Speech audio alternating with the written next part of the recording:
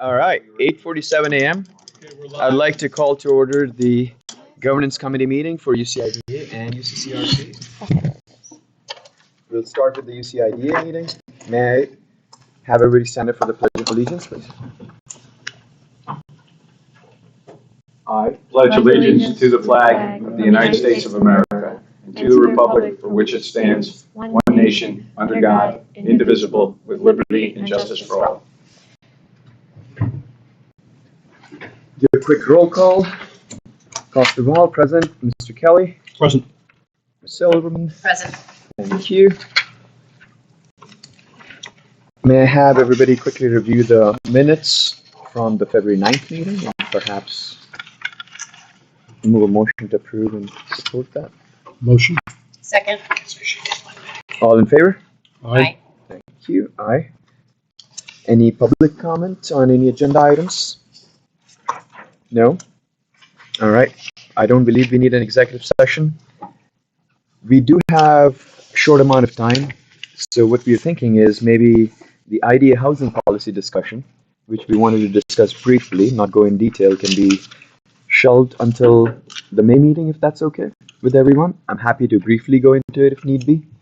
But we were thinking that we would need to review it, and I would also like to discuss it with the new board members that would be joining next month, and it might be more beneficial to all of us. I think that makes a lot of sense. If it's prudent. I All right. agree. Perfect. Thank you.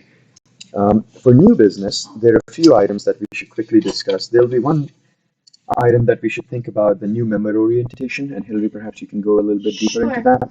The second one is the project monitoring enforcements, which we should discuss today. And the last one is the cost-benefit analysis tool that we actually own. We do. And we may want to add to it as we think about housing and other things. And we would also like to do a review of it at some time. But Hillary, if you want to go through point one. So new member orientation, we are getting, I believe, 3 new members. I did watch the live stream last night, and the legislature did approve the slate of members. So we're very excited to welcome new members. And in the governance committee charter, orientation is kind of not the responsibility for you guys to put on, but at least to direct myself, council, as to what you'd like to see, the direction you'd like to take it in. And so I just wanted for you guys to maybe have that discussion, give myself some feedback so we could start to put together an orientation agenda for our new members coming in. So on that one, I was going to ask, are we also, so we did the orientation when we joined. It was fairly straightforward. It took about 4 hours. However, did we also want to think about any other training for the board members as we had discussed last time? I mean, I think that would be valuable. Okay. I don't know if adding it to already the 4 hours, if that's too much for a day, if maybe it becomes it's a separate piece, but we talked about adding maybe a module or something to that effect on sort of how to do this job. Not the stuff that was in the binder, but what's expected of you, how procedurally we do this, how you act as a board member in this capacity, even if you've been a board member somewhere else before, it's a different beast. I 100% agree with Rachel. We're going to have a process here where people are not trying to talk over each other. There's going to have to be a lot of courtesy. Okay, moving ahead. So, we'll. I'm sure everything's going to be good. All right. So, Decker, please. If I could just jump in, I think, and I think it builds on what you were saying. The emphasis of the last orientation was kind of nuts and bolts. What does the IDA statute say? What's the application look like? How do we process?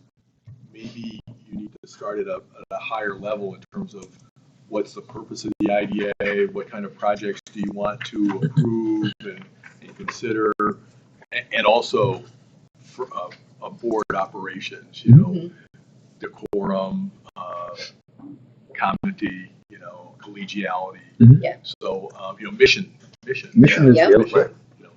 And housing is a great example. I mean, I think what you said, Kasub, about putting on hold for now the housing policy discussion. I think perhaps those 3 new members have views on housing and how involved an IDA should be. And I think those kind of issues are kind of like gatekeeper issues. Yep. But again, that was my thinking on this. No, I agree, and I like the way you just said that. So maybe if it's another module, it precedes the big book of orientation, which Yeah, you're right, Rachel. Yeah. The books become pretty much a fallback. You get to do that at your leisure pretty much, Yeah. Because it's a lot of information to really absorb all at once. Well, also it kind of And you want to know of the something? board. I'm pretty confident that, people that come to this board are smart people. This takes a little while to get acclimated to, but everybody that comes here has a certain skill set, and they're very smart people, and I think everybody will understand what we're doing here, and I'm looking forward to it. So I think there could be some ongoing, that almost could be an agenda item to have 10 or 15 minutes of every one of our meetings have some, have you maybe give us an update every month on some aspect as a refresher. And then that way it isn't like 4 hours, we're going to do that anyway. But beyond the 4 hours, it's hard to absorb 4 hours when you have, I can hardly sit still for 4 minutes, much less 4 hours. So to absorb all that, it just makes a lot of sense to have, a little bit all the time. We should be doing that throughout our term on the board, I think. And the case study trainings. Yeah, well, I like I that. agree. Yeah, maybe even our own case studies. Yeah. 'Cause, look at our own projects. I think I learned the most asking Mike and Joe questions about projects. Like, well, why did we approve this? Already we made mistakes. All right. So, and we want to do this. That's right. Do you want one sitting, or do you want to break this up into 2 sessions? I think a lot of the feedback on the 4 hours being a long day. Do you want to just get it over with, or do you want to? I think we should get it over with. I think we should We do it have a over. baseline, and I think the new people deserve to have Yes. a very thorough overview, and then we just continue. Correct. Because I would say, being on this board for a couple of years, it takes at least a year to kind of get acclimated to figure out what's happening. And if there is any follow-up needed, we can always do that. Yeah. All right, great. All right. Okay. Anything else on that one? Nothing, right? We're working on the timing, and I'm looking at Mike because he may know. I believe everybody has to get sworn in by the clerk. We do. And then we'd have to schedule it after that, but hopefully before the May meeting. Is that? I believe the last time we did this with everybody, prior to, the new board members will be here for next month's meeting. So prior to next month's meeting, But after being sworn in, and we have to have everybody sworn in before they can sit. Correct, council? Yeah. Well, You still didn't do it right before the meeting. Yeah, Okay. that's Same what, day. Yeah, All right, that- so you that's- can't have separate days. But we need to double check, it's 30 days, you have to take, 30 days of your, so we need to count when the next meeting is, and whether it's 30 days from last night, right? So that- okay. So, and they have to wait 30 days, or it has to be before. Within that 30 days. All right, sworn. I'll just and the county clerk does that. I can check with her office. yeah, Nina, Okay. yeah. And 30 days. So if our next meeting is outside the 30 days from yesterday, then we have to move it ahead. Right. Correct? Okay. People can come in and do their oath Yeah, okay. with the county clerk directly. Okay. All right. At the meeting. Yeah. If it works, we'll do it. If not, we'll have to schedule a separate time, and then but the orientation can happen outside of that swearing in, correct? Oh, absolutely. Okay, But so we'll we- double check, I think it's 30 days. Okay. But it's critical, because if you don't give your oath within the 30-day period, then you need to be reappointed. I see. Okay. All right. Past I'll circle practice that. is that we've always tried to schedule within those 30 days, so we had the meeting and we did everything at once. Okay. All right. That works. Clerk is good enough to come to the meeting, administer the oath, right? All right. All right. So that's taken care of. Do you want to go through the second one, project monitoring enforcement? There was something on that. I do. So I just wanted to give board members, we went through Paris last month, so I don't want to have everyone have to listen to a rehash of all of our Paris findings, but I did want to give some very specific updates on how the annual reporting went and whether or not governance would like to recommend any enforcement measures. So the majority of our projects handed in the reports on time with no errors, or if there was a question about something that they reported, because maybe Mark was looking over stuff, asked me, I looked, we weren't sure, needed to verify anything, as long as they responded kind of immediately to that, we didn't count that as being late. So that's just kind of where our heads were at, because most of it were just things that probably could have been on time, we just hadn't reviewed it on time. But so we're taking all of those projects kind of out of this. Projects that reported late were JBT Wolf Tech. We received their project documents on 2/21/24, and we received their payment for their annual project fees on 3/11/24. And just so you know, everything is due 1/31. KARG2 Kingston LLC, which is Kingston Medical Properties, which is Mary's Avenue. So for those of you unfamiliar with, well, what is that project? Their project documents were received on 2/22/24, and their payment was received 2/29/24. The reason we received all of the project documents from WMC Health, who's like the parent organization, on time, but they have 2 tenants in that building, and they could not get those tenants to report on time. So that's why theirs were late. JBT Wolf Tech, just to kind of go back, had a change of staff, and just connecting with that person, getting them to respond to our requests is what held their project up.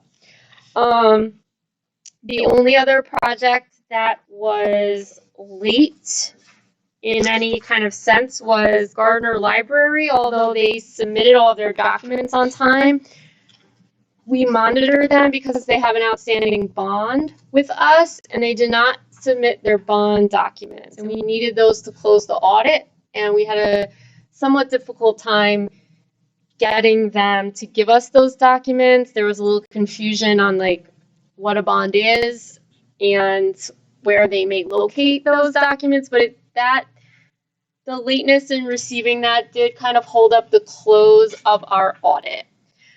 So those were the big ones, and then they also did not pay their payment. We didn't receive their invoice until February 12th, 2024. So that was that. And then the only other kind of outstanding late issue that we had was the Northeast Center, the Head Trauma Center, which is the project called 300 Grant Avenue, Hudson River Valley LLC. And even though we received their documents on time, their invoice was not received until March 1st, 2024. So those are the annual reporting issues that were outstanding and late, and I'm not sure how you'd like to direct us. We do have a late fee schedule that they do sign off on, and there is a late fee that is, kind of handed out depending on what date those documents are received. So we could follow that as is, or you guys can use your discretion. What is the schedule? What is the first time a late fee would hit? A late fee first hits, I believe, so 1/31 it's due. And then if you give it to us like before the 15th, so after 1/31, but before the 15th, it's like a $750 late fee. And then if it's between the 15th and before Paris, it's now just a different number. It's a little confusing in reading it. So it's one number if it's like 2 weeks late, and then if it's like a month late, it's like $1,000 late fee. But we have the schedule includes a fee day one of being late. There's no grace period. There is no grace period. Okay. And there was, I called, showed up, emailed, called again, so anyone that handed it in late was ignoring our requests. There was no oh, well, we mailed it out and just hoped for the best. And that did not happen. We mailed it out. We followed up with every single person who did not respond. When we first sent it out, I said, please confirm receipt. If they didn't confirm receipt, we called and emailed, and I mailed this out and emailed it to everyone. And then if they were getting when it was 2 weeks, we did a follow-up. When it was a week, we did a follow-up. When it was a day, so anyone who was late, it was their fault. There was no real, I didn't know. We should just follow. I would just follow the process. Okay, great. So I will. Yeah, I'll agree. So then we'll issue those late fees out, and we can do that through QuickBooks, and they can generate the fee. And then just two other kind of outstanding things we have. All of the county pilots have been paid, so those are due on 1/31. What we're doing this year is, so in Paris, we have to verify that all pilots have been paid. And since I didn't work here last year when the pilot bills went out, that was kind of an extra just arduous step for us. So now when the pilot bills go out, we're verifying them that they get paid when they go out. So just so you know, the 2024 bills, all the county pilots have been paid with the exception of the head trauma center, which we are aware that has not been paid yet. And then all of the county pilots, to the best of my knowledge at this point, have been paid with the exception of 2007 Route 9W LLC. That is the town of Lloyd, and she did tell me she was going to put it in the mail today. So, because, on them, we gotta pay this right now. And then we're also trying to work with, Joe has reached out as well to the town of Ulster, again, on the head trauma center pilot payment. So the IDA, I believe the town has to assess, or the county assesses a late fee, correct? We don't assess that. How does, if you want to? You're absolutely right. It's the locals that should send the bill with the penalties, because there's a 5% penalty and a 1% a month interest on late pilot payments. So what I think we should do is reach out to the municipality and remind them that the pilot bill hasn't been paid and the penalty provisions, and then ask them if they need any assistance. And that's what we're doing. I'm going to the municipalities to make sure they're paid. We're not going to the people. Who does, apologies for the question, who does the penalty payment then go to? It goes to the municipality. Okay. But we can just assist if a municipality is having a hard time getting that payment. I don't know what the time frame for how long until we get kind of, We could sit on it as long as we want. That's not good practice. Yeah. That would be correct. Right, yeah. What we should do is reach out to the municipality, make sure they're sending the supplemental bill, and if there's still not a payment, then we take the next step of terminating the pilot and putting them on the tax rolls. So And we should inform them. yes, and we'll keep you posted on how that's going, and if there's anything. And then the only other thing I just wanted to report on were site visits. So we did complete 12 site visits overall, and there were I didn't notice anything that was of issue. Mike did some, Rachel did some. I don't know if you guys have anything that you wanted to report on those, but otherwise they were really great to go out and see. I'm yet to do 2 of them, right? The only one that was concerning to me was we did the head trauma. We're currently going back and forth with the head trauma center out there, Northeast. They do tremendous work They do. out there. They really They do. really, really do. It's great. The issue lies is that the people that we did the walkthrough with had no understanding exactly why we were there or what we even did. Mhm. So they didn't even take the time to have somebody that's in the fold actually show up there and walk through and speak with us. And the two young ladies were very, very accommodating. They were great. They took Oh, us they all were over. amazing, They yeah. did a tremendous job. But, we would have preferred to have someone that's involved in what's going on, with the IDA with them. We would have really liked them there to pick their brain and see what avenue they were going to take instead of having to toss paper clips and letters back and forth. It would have been that much better Yeah. of a visit. But Who owns them now?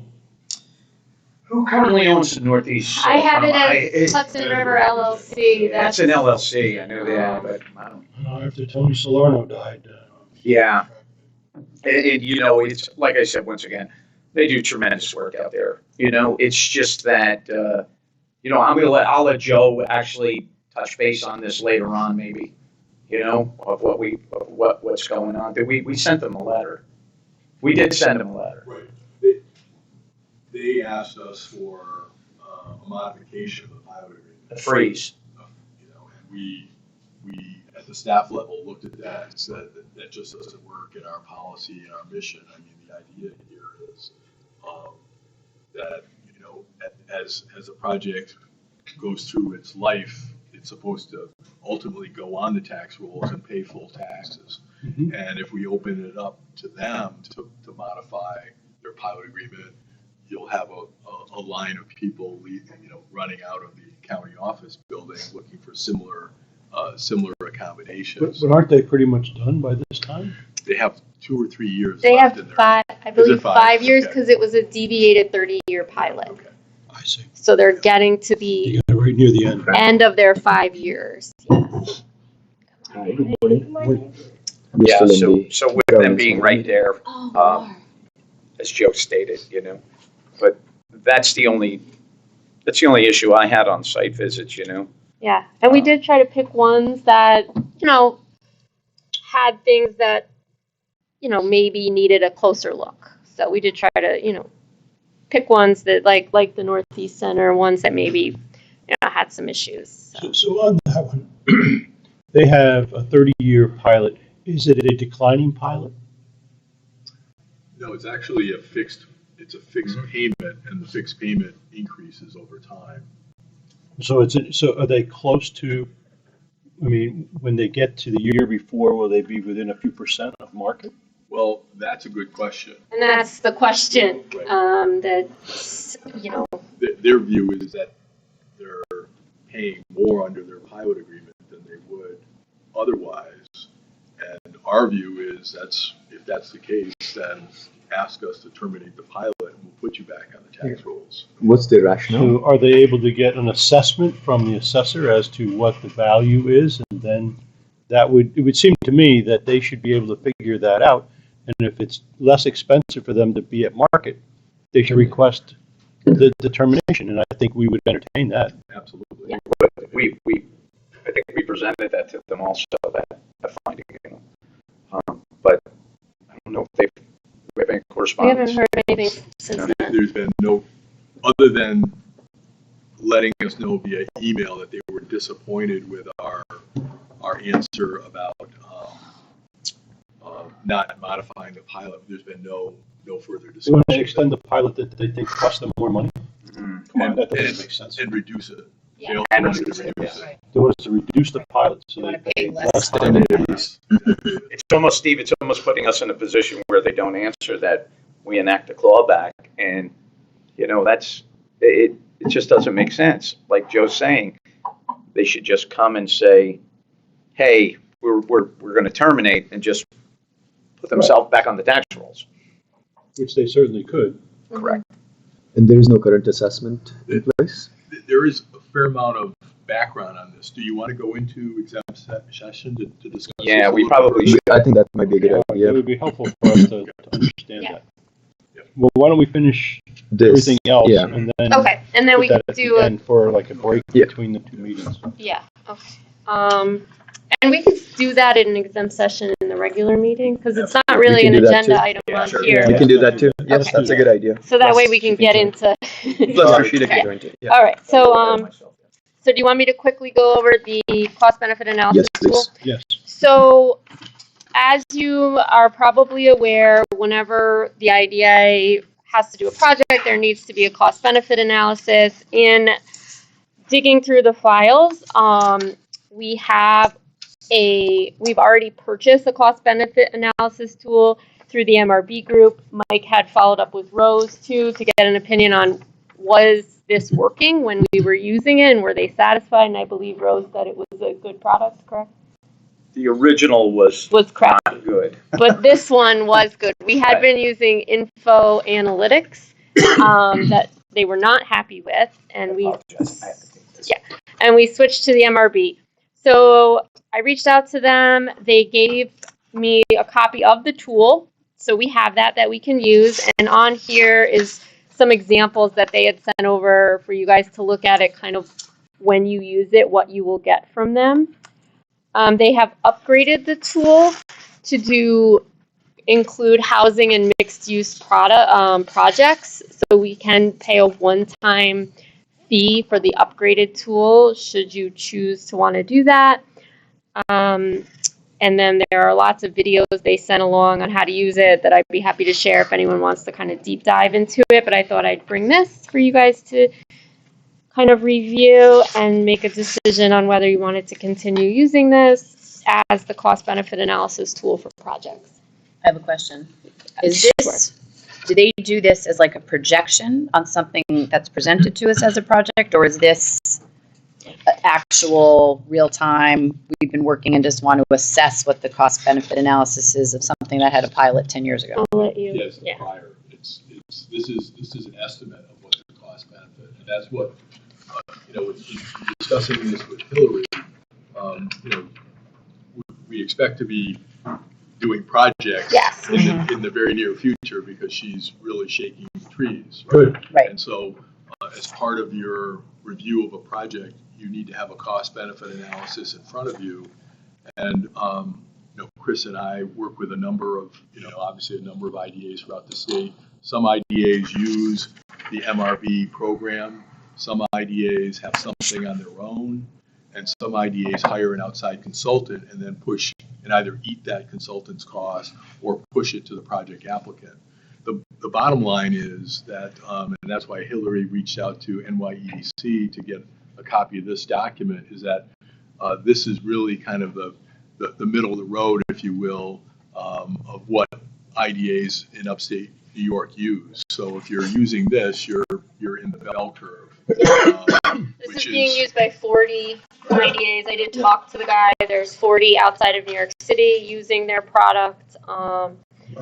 So, Majority. and it is also the recommended product from New York State Economic Development Council. Well, I think we should continue using it. We should learn how to use it, and we already own it, so we don't have to incur another cost unless we wanted to upgrade the software to include the housing, and that's a $1,000 one-time fee. So it will spit out something like this, but specific for housing or mixed-use projects. I assume we could do that anytime.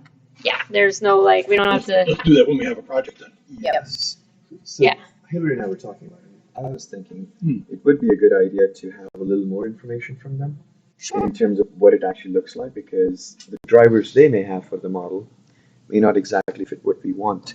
And that's all, but it's something we should be using. Yeah, and so we have the tool. I have it. I don't want to take up too much time in the meeting for that, but if anyone wants to sit and look at the tool, and then they sent 1,000 videos on how to use the tool, which may help uncover some of those questions. It would be interesting to me to see what are the data elements that are required to put into the tool.